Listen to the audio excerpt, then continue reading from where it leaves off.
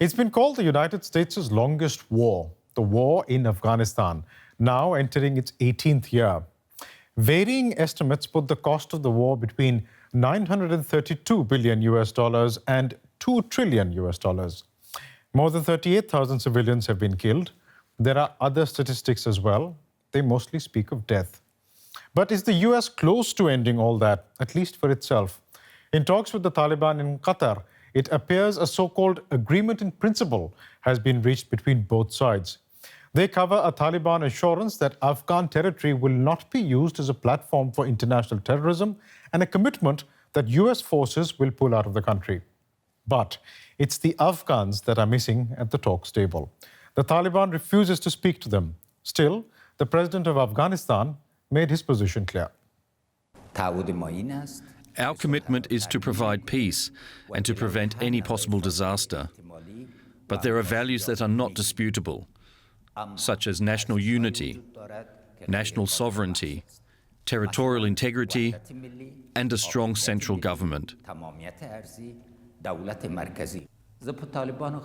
I call on the Taliban not to be a part of the evil plans of foreigners, to accept the demands of Afghans, and to start the talks seriously with the Afghan government. So, will the Taliban enter into talks with the Afghan government? The answer to that question will impact the lives of some 60% of Afghanistan's population that's under the age of 25. Here's more from them.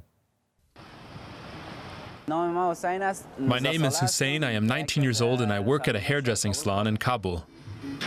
We want peace with the Taliban so that our country can become stable. When there is peace, people can go about their business. Girls can go to school, and boys can style their hair any way they like.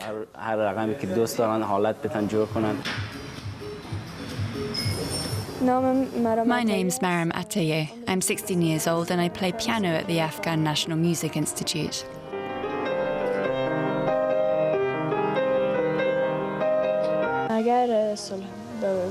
It would be great if the government and the Taliban reached a peace deal.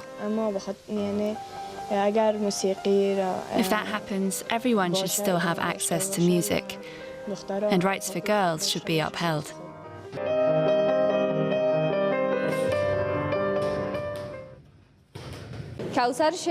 My name is Kausar Sherzad. I'm 17 and I'm on Afghanistan's Muay Thai national youth team.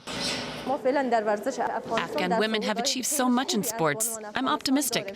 I hope the Taliban will accept these achievements.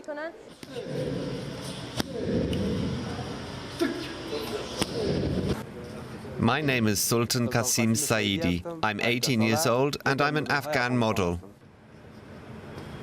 I fear that if the Taliban come, we won't be able to hold our fashion shows in Kabul or anywhere. I hate the Taliban because of their violence, fighting, atrocities, and their vision of war.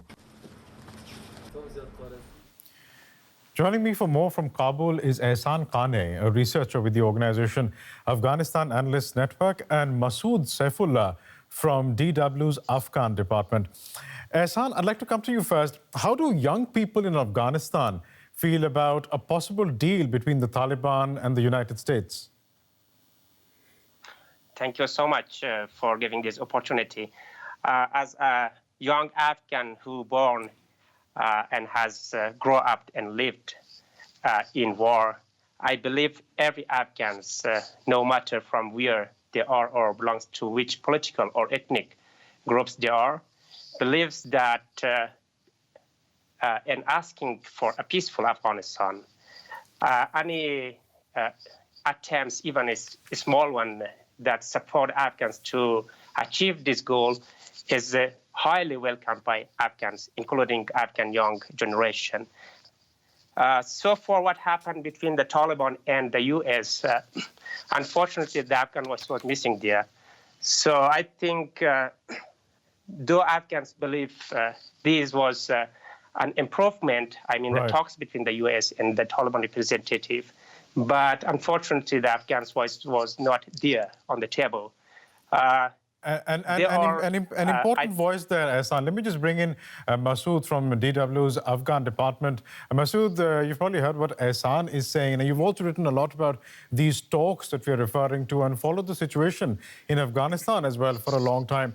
Does it look likely that the interests of the Afghan people will be addressed in any possible deal between the US and the Taliban? Ehsan was very right to point out that in these talks, the Afghan people were not represented. We have to remember that the current round of talks is between the Americans and Taliban. They are both trying to get something out for them, not for Afghanistan.